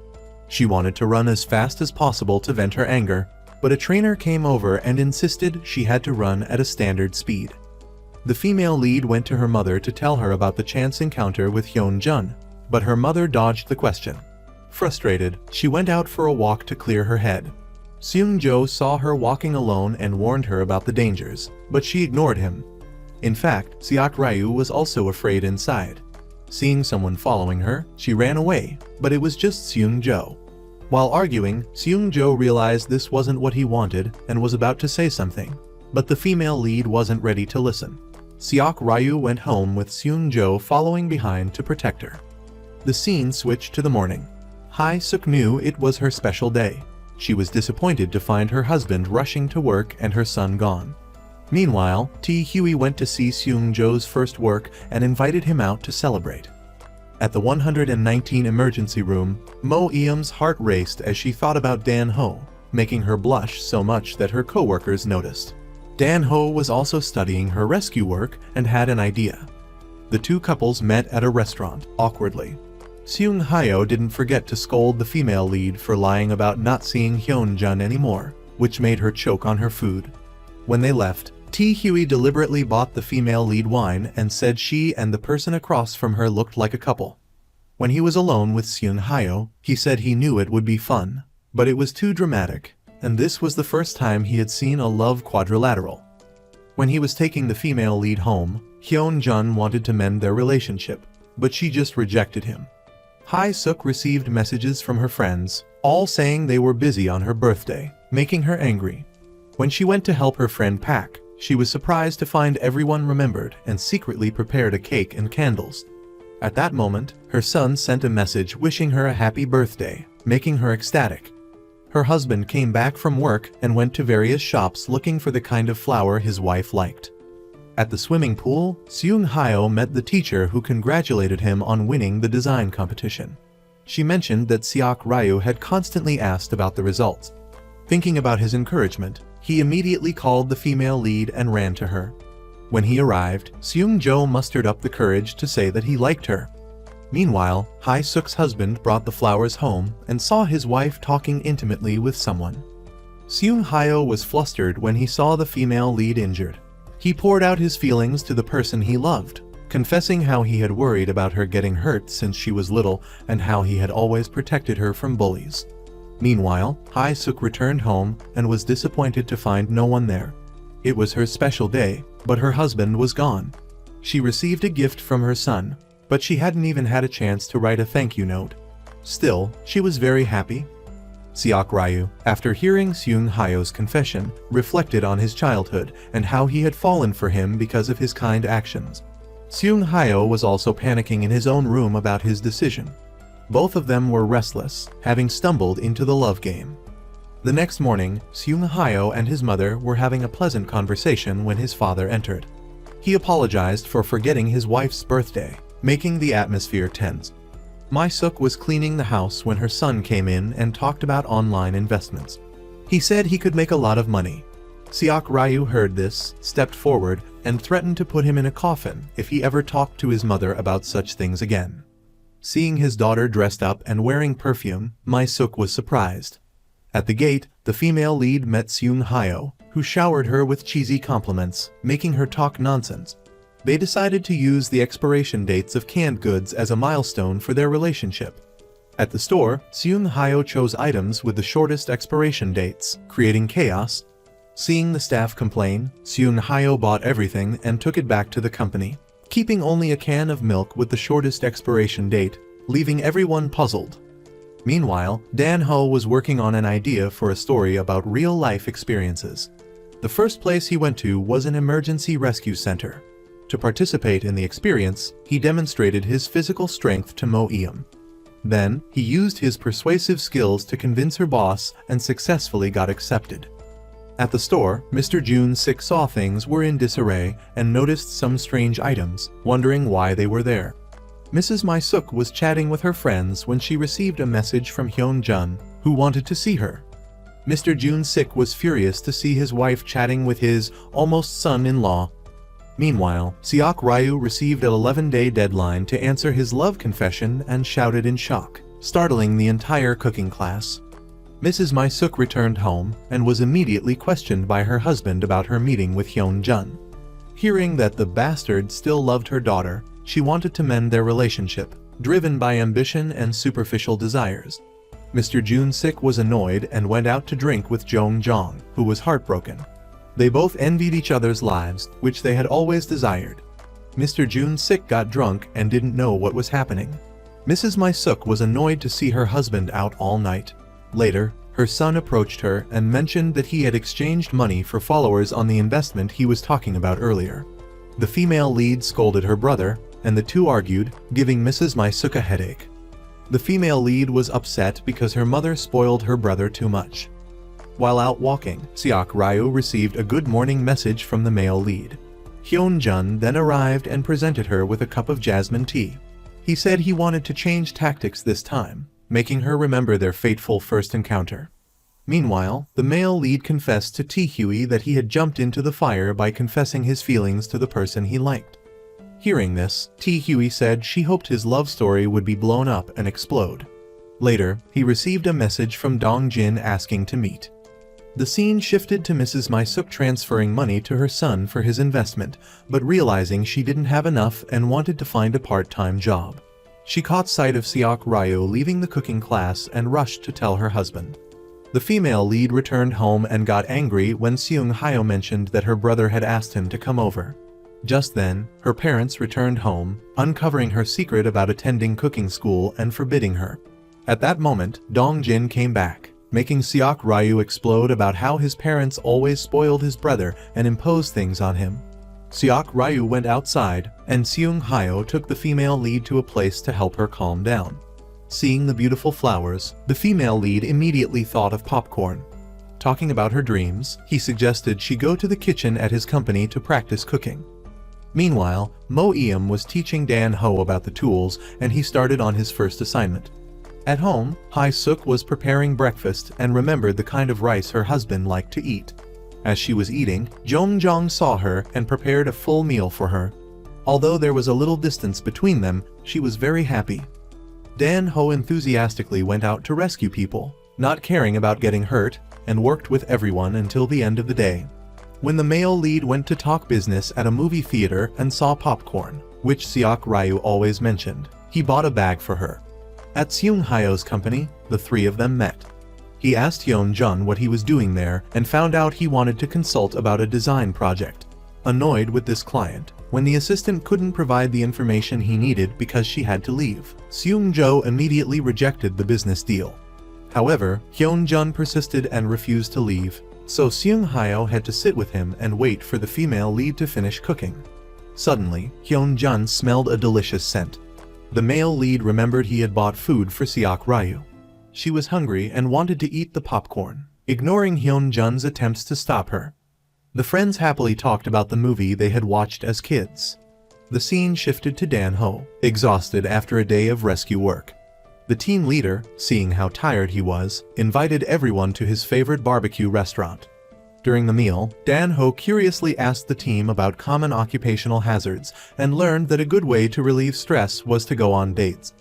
Everyone had dated coworkers, but Mo Eum was only interested in the legendary mud person. At this, they both felt flustered, as if they had ants crawling on them. We flash back to the past, when the female lead and Hyun-jun were happy together. The day he proposed to her was also the day the doctor informed her that Seok Ryu had stomach cancer. After learning about her illness, she felt like she was plunged into the darkness of life. She woke up in the hospital where Mr. Jong-jong worked.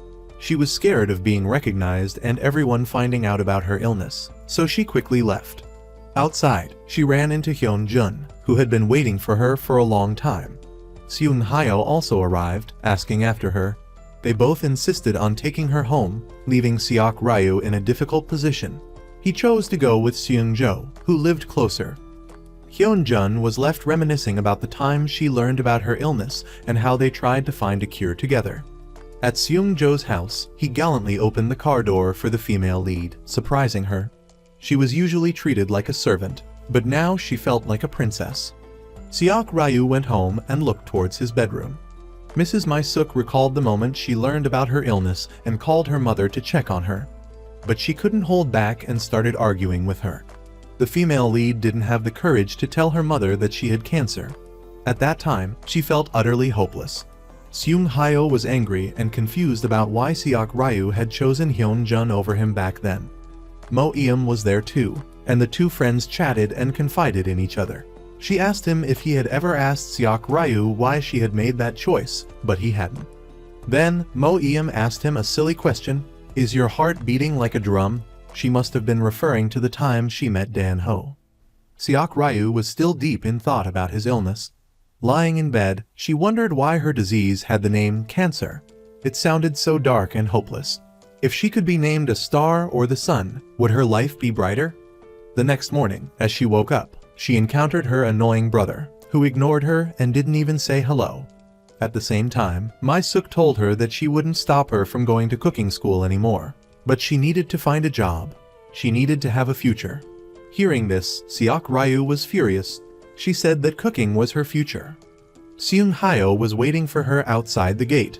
He invited her to eat, but it was porridge. To her surprise, it was incredibly delicious. After finishing her meal, she rushed to the bathroom. Her illness seemed to be recurring. Seok Ryu clutched his stomach in pain, and Seung Hyo, sensing her discomfort, brought her a whole bag of medicine because he didn't know what was wrong with her. At Hae-suk's house, the glass on the washing machine suddenly shattered. She was about to clean it up when Jong returned. As he was about to slip and fall, he caught her, like a prince saving a princess. They looked at each other with loving eyes, as if they were back in their youth. He cleaned up, and she watched intently. Seeing that Jong was injured, Hae-suk insisted on bandaging him. She even personally went into the kitchen to make breakfast. Back at the company, Seung Hyo stopped Myung-yu from opening his milk. It was something very important to him. He saw the pomegranate that Seok Ryu had given her was withered and quickly took it to a nearby tree to save it. This showed how much he cared for Seok Ryu. Seok Ryu had just finished cooking class when she met Hyun Jun. He handed her a file, which contained information about a cooking competition and school in America. Inside was a ring. He wanted to use actions, like when they first met, to win her over. Looking at the ring on her hand, bathed in the bright sunlight, would she be moved? That evening, she was already waiting for Seung Hyo. They sat down and talked. She mentioned that Hyun Jun had confessed his feelings to her. Seung Hyo was furious. He thought Hyun Jun was crazy. "It's too late," he said. But what if it wasn't too late? Hearing this, Seung Hyo was speechless. She saw him as a friend. Even if he was there or expressed his feelings, she would still see him that way. Dan Ho's article about the rescue team was a huge hit. Mo Eum was delighted and went to tell Seok Ryu. Seok Ryu realized her friend was completely smitten with the mud person. Dan Ho was no less smitten, looking at pictures of himself and Mo Eum while he worked. Seung Hyo, meanwhile, was having a headache because an old man was making things difficult for his project. To make matters worse, his subordinate had lost the contract, making things even worse. Seung Hyo returned home and was invited by Mi-suk to have dinner at her house. She served him food and then left in a hurry because she had another appointment. Seok Ryu came downstairs to meet him. They looked at each other awkwardly. She said she was going downstairs to get something and would be right back. But when she opened the drawer, she saw the milk carton and told him to throw away the previous one because she would give him her answer soon. Seok Ryu rejected Seung Hyo's confession of love, saying she saw him only as a friend. Hearing this, Seung Hyo felt a knot in his stomach. Seok Ryu must have been feeling something too. She went back to her room and remembered the time she spent with Hyun Jun in America. When she was sick, he took good care of her. But he pushed her limits and said things that hurt her. It turned out that she had already rejected him at the park. Through her past experiences, she understood everything and couldn't accept his confession. The next day, Yeon-doo's babysitter got sick, and there was no one to take care of her. Dan Ho brought Yeon-doo to Mo Eum's place, hoping she could help. Unfortunately, Mo Eum was busy, but she had a great idea. Yeon-doo was taken to a group of aunties who took care of her. She played and slept soundly. Mo Eum smiled as she watched Yeon-doo, and Dan Ho curiously looked around the room. He saw a picture of her and complimented her on her beauty. They both felt awkward and exchanged a few words before Mo Eum left. At the printing house, a staff member submitted his resignation, but everything was resolved. Seung Hyo got sick after that. He was lying in bed and had a dream. He saw his mother, and then Seok Ryu. When he woke up, he saw her asleep beside him. Seeing that he was awake, Seok Ryu wanted to make him something to eat. Seung Hyo accidentally saw Seok Ryu's medical file. Despite this, she acted as if nothing had happened. He asked her what was going on, but she didn't respond. He chased after her downstairs. They argued loudly, and Mi-suk heard them. She was alarmed and asked who had cancer. Seok Ryu couldn't hold back her tears anymore. Mi-suk ran to her daughter and hugged her. Would the light of life appear? Mrs. Mi-suk was searching for her personal belongings at home when she found several strange bottles of medicine in her daughter's drawer. They were all in English, so she didn't know what they were. It wasn't until she went to Seung Hyo's house and overheard their conversation that she learned her daughter had stomach cancer. As a mother, she was incredibly worried about her daughter and immediately hugged Seok Ryu, wanting to take her to the hospital. However, the female lead explained that she had surgery 3 years ago, but she hadn't told anyone. Mrs. Mi-suk rushed back home to tell her husband and son. Everyone was shocked and couldn't believe it was true.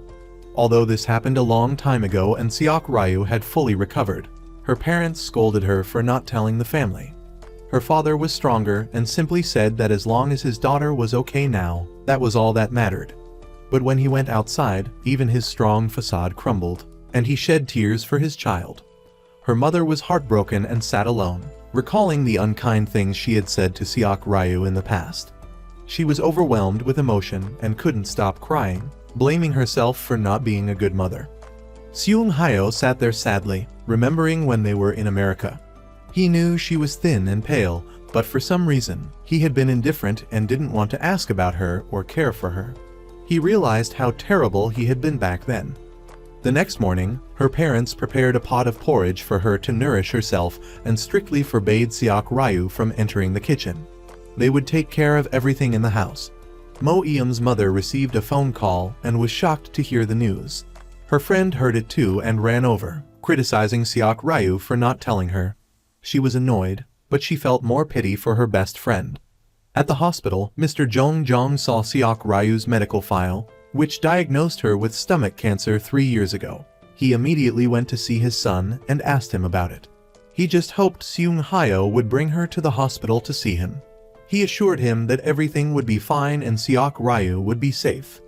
The next day, Mrs. Mi-suk's friends came to comfort her and encouraged her to get over her pain. Thankfully, the dangerous cancer had been stopped in time, and it wasn't life-threatening. Mrs. Mi-suk needed to cheer up. Meanwhile, Mo Eum returned home feeling sad. Dan Ho saw her and went to ask her what was wrong. She punched him a few times, thinking he was a robber. After they both got home, Mo Eum told him what happened to her friend. Seeing that Seok Ryu was still trying to pretend she was okay made Mo Eum feel strangely heartbroken. They had been friends since they were little, but she didn't know about Seok Ryu's illness until now. Everything was over now. Dan Ho empathized with her because he had also experienced the feeling of his daughter being in danger. Only family members could truly understand how scary it was. As soon as he said that, Mo Eum gave him a kiss, expressing her feelings and sharing her sadness. The couple acted like kids. As soon as they kissed, Mo Eum left without saying a word, feeling embarrassed. The male and female leads met at the park to talk. Seok Ryu apologized to Seung Hyo for hiding the truth all this time. However, he blamed her for treating him like that, especially since they were good friends. When they were younger, Seok Ryu was always there to protect him. But she didn't even tell him something this big. Seok Ryu got angry and left. At that moment, Hyun-jun arrived. The male lead told him about Seok Ryu's situation, revealing that she was stronger than Seung Hyo had thought. At home, Seok Ryu's parents were sitting down, drinking and talking. Mrs. Mi-suk blamed herself for not being a good mother, saying she had always focused on her younger son and never paid attention to Seok Ryu. Her husband agreed, saying that he hadn't paid much attention when she moved to America either. Seok Ryu overheard their conversation from a corner and cried. The next morning, Mrs. Mi-suk went into her daughter's room, but she wasn't there. She only found her phone with a notification about test results from the hospital. Meanwhile, Seung Hyo was at work, remembering what Hyun-jun had said the previous day. After her surgery, Seok Ryu had suffered from mild depression because no one had been there to care for her. Just then, he received a call saying that no one knew where Seok Ryu had gone since morning. Seung Hyo immediately rushed out to find her. He went to their usual beach and saw her sitting alone there. He went up to her and asked her why she had gone out without telling anyone. Before she could answer, he carried her out to the sea so she could shout out all her pent-up feelings. He knew that Seok Ryu had been depressed after her surgery in America, and he had been cold to her at the time, which had contributed to her situation. Seok Ryu finally cried loudly, expressing the fear she had felt at that time. After they went back to the shore and talked, Seung Hyo asked Seok Ryu to answer her father's phone because the hospital results were in. Fortunately, everything was perfect, and there was nothing to worry about. Seung Hyo hugged Seok Ryu happily. Mr. Jong Jong had finished his work and was resting when he remembered his wife. He quickly changed clothes and went to find her. But it wasn't what he hoped for. Hae Suk had received a large bouquet of flowers from Chwon earlier at the company. What pain could be greater than seeing his wife receive flowers from another man? Meanwhile, everyone was secretly preparing a party for Seok Ryu. It was rare for the whole family to be together and happy like this. Even if it wasn't a fancy hotel or a big restaurant, seeing them together and happy like this was a great joy. When Mr. Jong Jong returned home, he immediately told Hae Suk that he wanted a divorce. That night, as Seok Ryu was about to go to sleep, she received a call from Hyun Jun. He loved her deeply, but fate wouldn't allow them to be together. This was his final call to her. The next morning, Seung Hyo went to work and unexpectedly received a message saying Hyun Jun was leaving for another country. He rushed to Seok Ryu's house and took her to the airport to say goodbye to Hyun Jun. Even though things didn't go as he had hoped, he accepted it and left, giving up his happiness for someone else. Seok Ryu stood there crying alone. On this side, Hae Suk lay in sorrow, pondering the previous day's events when Jong Jong had uttered the words of divorce. Despite their shared life for over 2 decades, a few petty reasons had led to this point. Their primary concern now was Seung Hyo. They weren't sure how he'd react if he learned about the divorce. Meanwhile, Seung Hyo enjoyed breakfast with Seok Ryu's family. Witnessing their happiness and the family photo stirred a tinge of sadness in him. Later, they stepped out onto the balcony to practice French. Seok Ryu had no trouble reading, but Seung Hyo dozed off after uttering a few sentences. Upon waking, he found Seok Ryu lying beside him. Captivated by his handsome features and a faint rainbow, Seok Ryu impulsively touched Seung Hyo's neck. Seung Hyo jolted awake, and they awkwardly explained themselves before Seung Hyo hastily retreated, embarrassed. However, he was met with a head-on collision with Mo Eum, who had just opened the door. They headed to the park, sipping water and engaging in conversation, until Mo Eum spotted her crush passing by.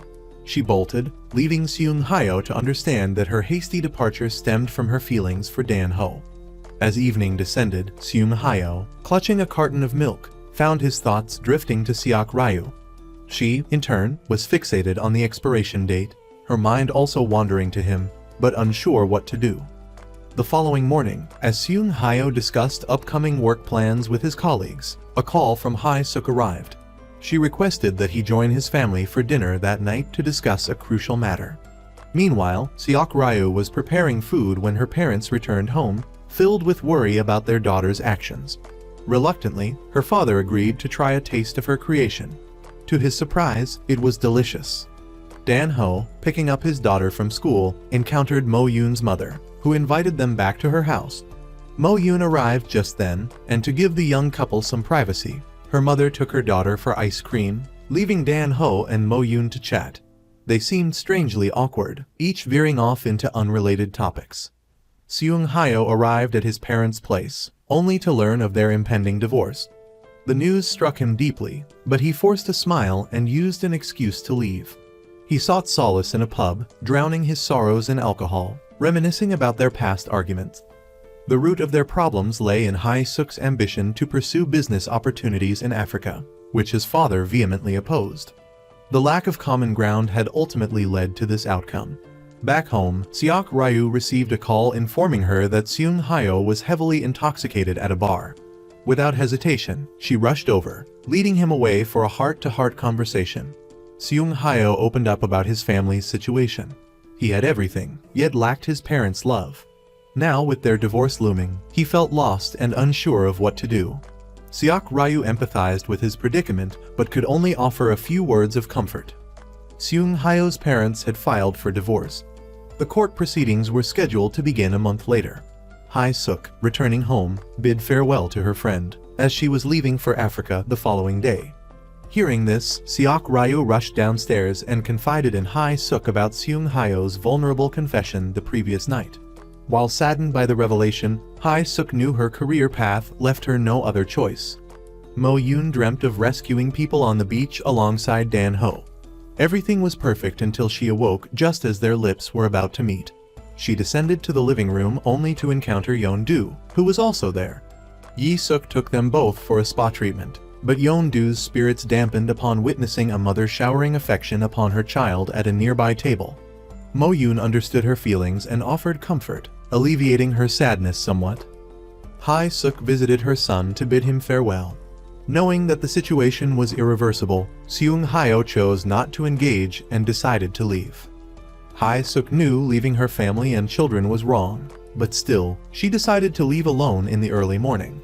A while later, Seok Ryu brought Seung Hyo a family photo. Seeing it brought back a flood of childhood memories. As he was lost in contemplation, Seung Hyo received a call from his father, informing him that his mother's suitcase was at the police station. They rushed there, sensing something was amiss and feeling anxious. Jong called Chwan, the diplomat, to inquire about his wife, only to discover that she had not gone to Africa as she claimed, but had retired several days earlier. Her recent strange behavior had left him puzzled. Hearing this, Jong felt a pang of remorse for wrongly judging his wife all this time. Meanwhile, Hae-suk was at a temple, reflecting on the past. But inexplicably, she lost her way in the woods and fell.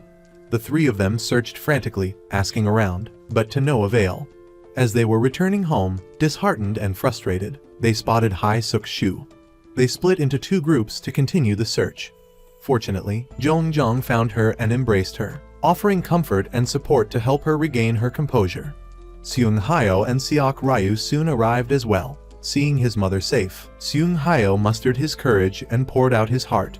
He declared that no matter what, she was his mother, and despite the recent lack of communication, he always loved her, just as she loved him. Through this ordeal, the family understood each other better and returned home, relieved and united. After this incident, the elderly couple's relationship deepened. They began to laugh together, their conversations no longer filled with tension as they had been before. Meanwhile, the young couple gazed out the window, sharing their thoughts.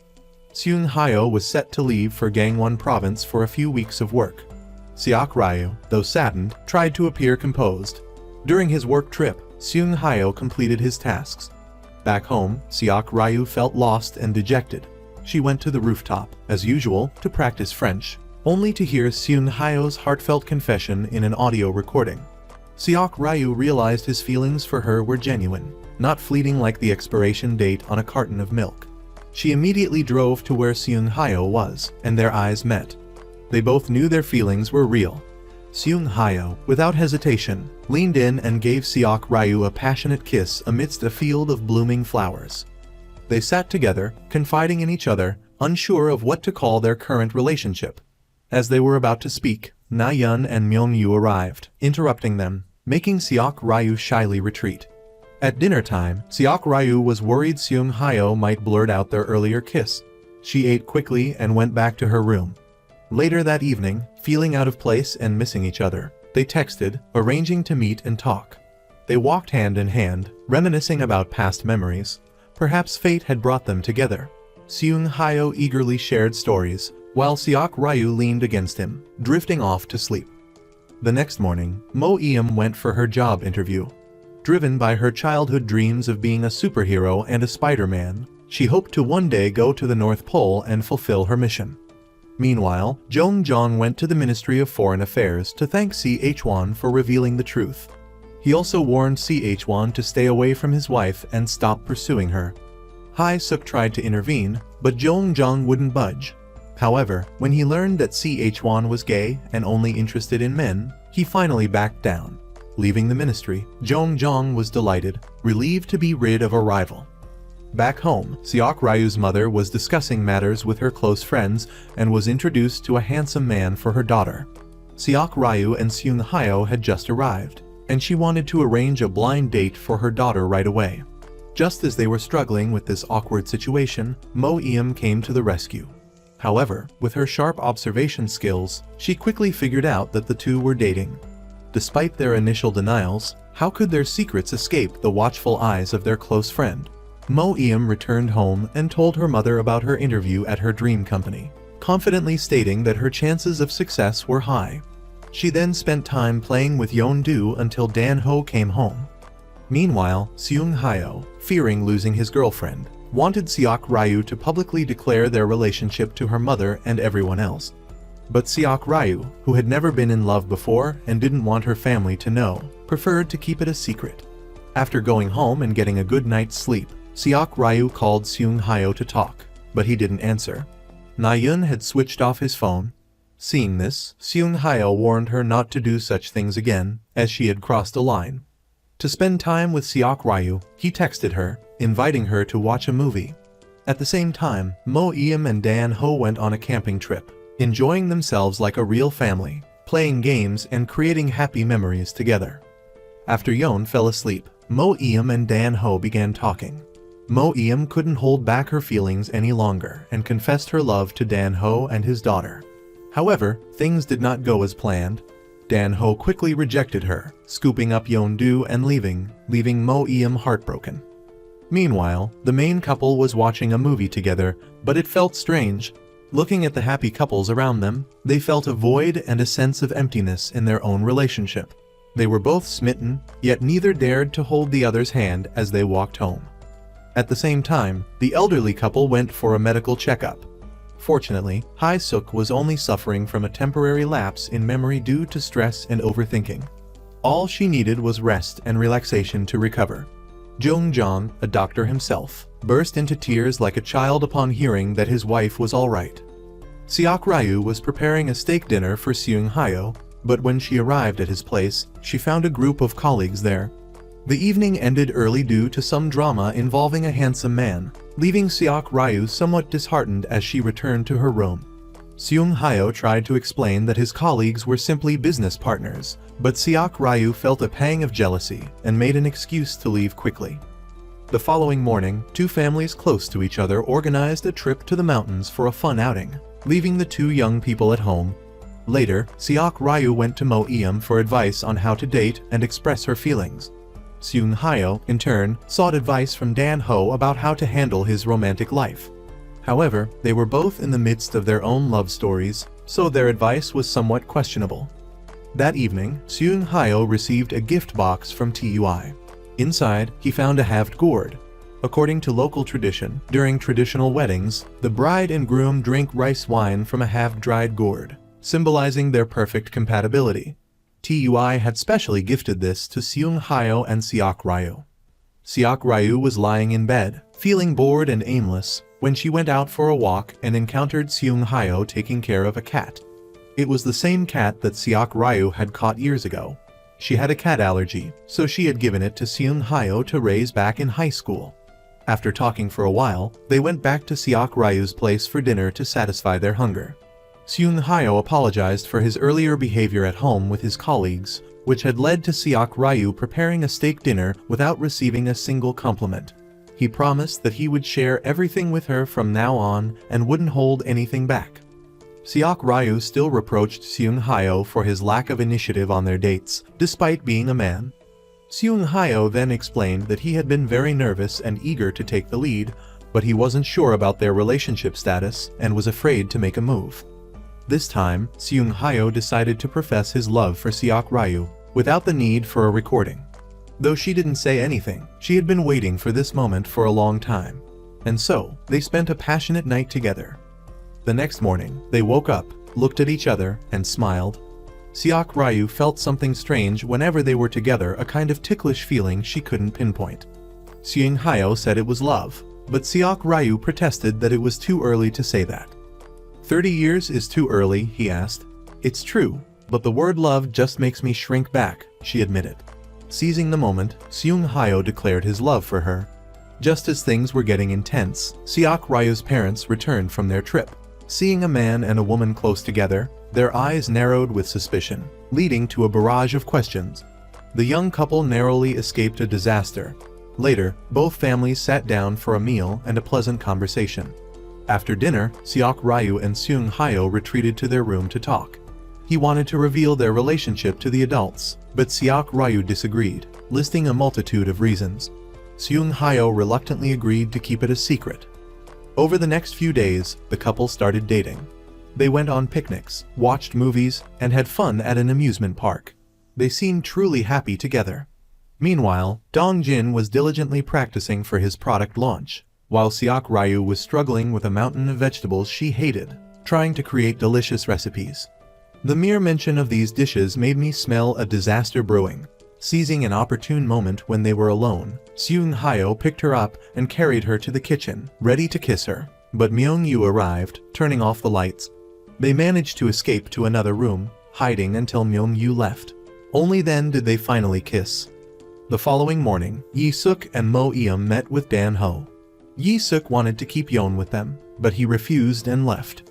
He had only taken a few steps when Yeon stopped and said she wanted to play with Mo-eum. Hearing this, Dan-ho promised to take Yeon for a bike ride that weekend. Meanwhile, Seok Ryu was taking her first cooking class test. After finishing, she stepped outside and saw Seung Hyo waiting for her, holding flowers. At the same time, Dong-jin encountered Na-yeon on the street. Seok Ryu, who had also brought flowers, rushed to explain that they were from a customer.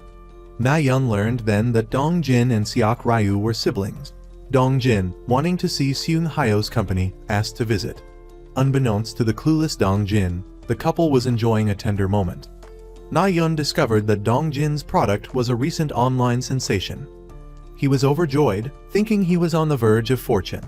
But Na-yeon shattered his dreams, informing him that the product was made from mold and hadn't been approved by government authorities. Seok Ryu, upon hearing this, dragged her brother home and reported his business exploits to their parents. They were shocked and exasperated. Seok Ryu told Dong-jin to call his customers and apologize, offering refunds for the product they had purchased. Mi-suk was disappointed in Dong-jin. He had thought he was finally going to succeed, but life wasn't a fairy tale. Dong-jin tried to explain that he had put a lot of effort into his success. He never imagined it would end like this. He wanted to be special. His heartfelt words made the atmosphere heavy and somber. Meanwhile, Mo-eum gave Dan-ho a lollipop. Despite Dan-ho's rejection, Mo-eum wouldn't give up. He crushed her burgeoning hope with the cruel words, "I don't like you." That night, Hae-suk hinted at wanting to sleep together, and Jong-jong quickly agreed. He grabbed his blankets and pillows and rushed to his room. Meanwhile, Seok Ryu went to comfort her brother, Dong-jin. Mi-suk stood outside the door and overheard their conversation. The next morning, Seok Ryu and Seung Hyo talked through the window. She asked him to call her Tinker Bell. He was confused. This fairy passed her first exam, she explained. Seung Hyo, delighted by the news, took Seok Ryu out for a day of fun. Meanwhile, Mo-eum visited her deceased sister, Ju-yoon, and confided in her. As she was leaving, she bumped into Dan-ho and Yeon-do. He was there to visit his family. It turned out that Yeon was his daughter. Later, they met and chatted. Mo-eum told him about her sister's passing, while Dan-ho shared his tragic loss. He had lost his entire family in an instant, but luckily, Yeon was still alive. Seok Ryu was busy submitting job applications, while Seung Hyo received news that his restaurant design for Ojeong, which he had completed the previous year, had been recognized as Architecture of the Year by a panel of architects. That evening, Seok Ryu prepared a special dish she had recently created for him. It was truly delicious. Seung Hyo wanted to invite her to his architecture award ceremony, but she immediately declined. Back home, Seok Ryu was researching cooking schools abroad. It seemed she was considering going to study abroad. Seung Hyo visited the owner of the shop he had designed, who had prepared some dishes for him to try as a thank you. He brought the food to Seok Ryu's house. He went to her room and discovered a book on cooking schools abroad. She quickly explained that she was just curious and had flipped through it, but he questioned her deep dive into the subject. They went outside to talk. "Are you going to leave me again and study abroad?" she asked. "I'm just researching for future possibilities," he replied. Meanwhile, Mo Eum was getting drunk and acting silly in front of Dan Ho. She even lunged at him to kiss him. Having no choice, Dan Ho carried her home and told Mo Eum's mother that he would marry her daughter. The next morning, Seung Hyo asked Myung Yu to accept the award for him while he continued working at the construction site. Suddenly, there was a loud crash. Seok Ryu rushed to the hospital. It turned out that Seung Hyo had been injured at the construction site, hit by a falling rock. He had to be admitted.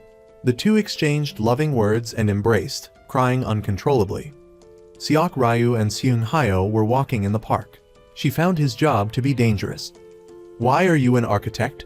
Bricks, glass, and nails, those are all dangerous," she exclaimed. She was so focused on talking that she didn't notice him looking intently at his phone. Suddenly, he said with excitement, "You got third place!" Seok Ryu was stunned, confused about what was happening. It turned out that he had secretly signed her up for a cooking competition. He had painstakingly rewritten her recipes and submitted them. Seok Ryu's face remained impassive. Thinking she had done something wrong, he quickly apologized for doing it without her consent. But it turned out she was overjoyed.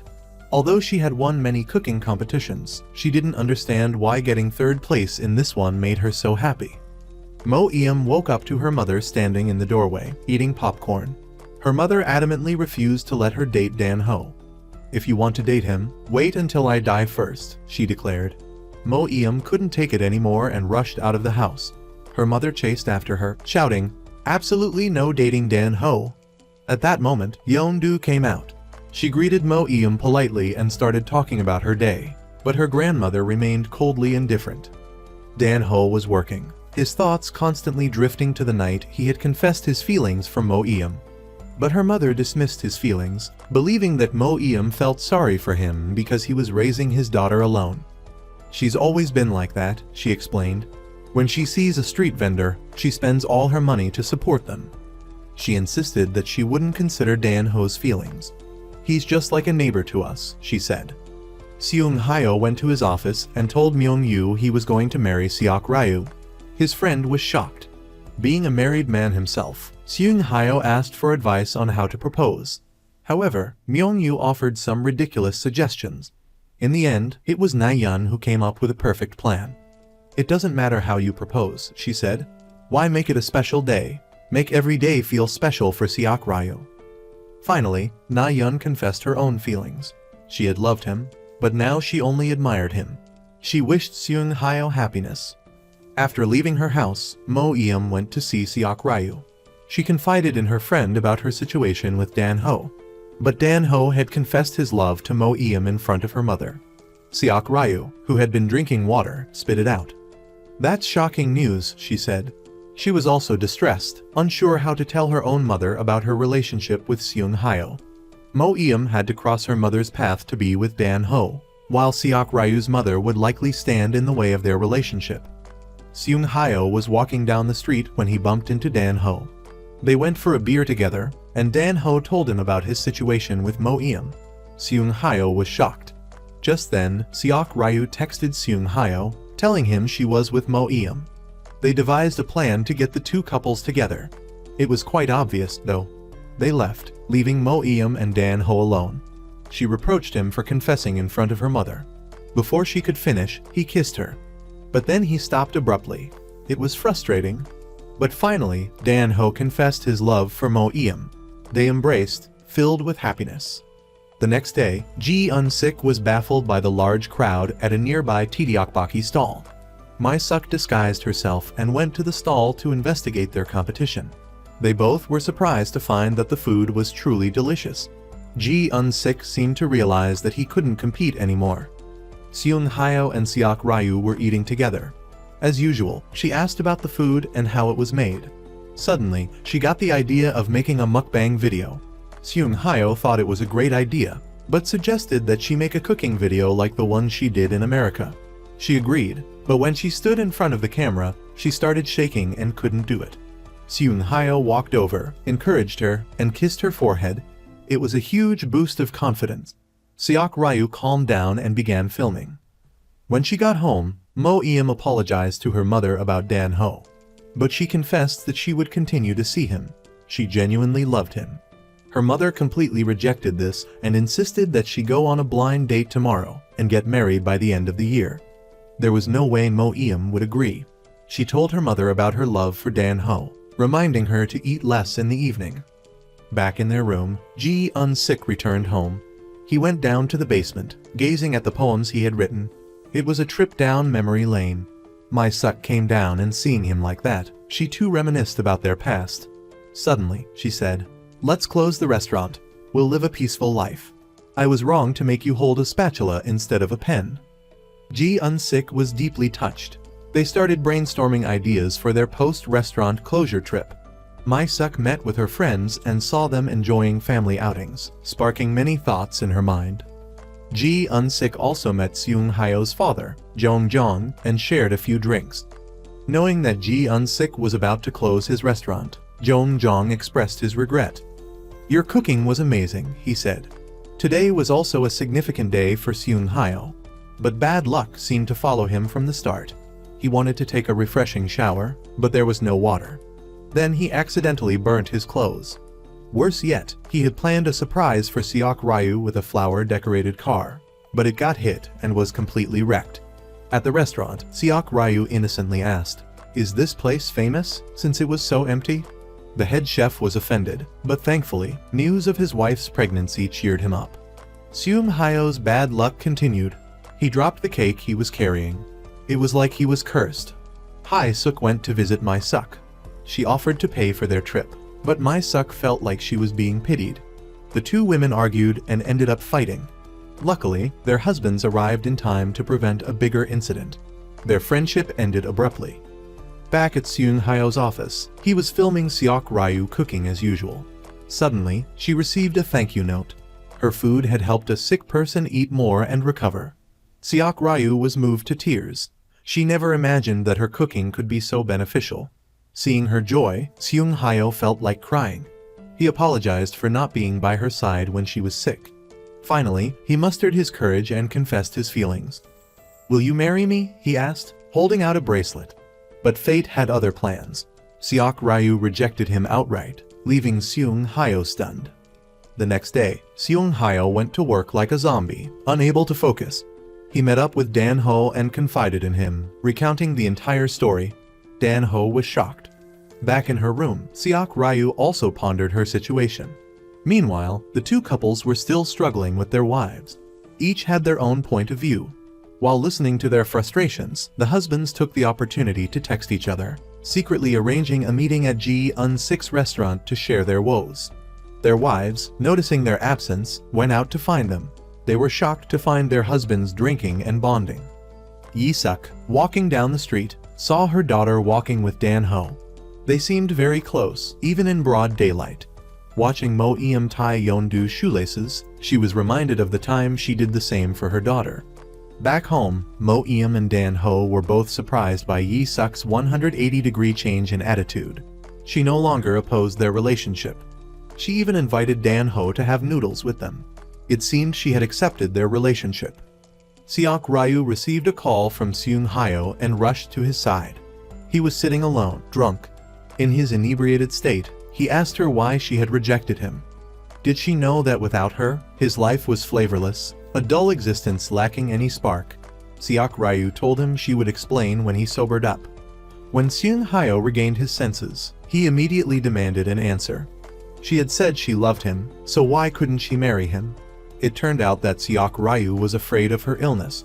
She feared that one day she would suddenly pass away, leaving him in unbearable pain. But he didn't care. Life is finite. He wanted to be by her side, to be her shield. She would be his anchor. Whether tomorrow or in 10 years, he wanted to be with her. He knew she felt the same. "So, will you accept my proposal?" he asked. "Of course, as long as you don't give back the bracelet," she replied. They hugged each other, beaming with happiness. Suddenly, their parents arrived. Their love story was just beginning, but they were already faced with the bitter realities of life.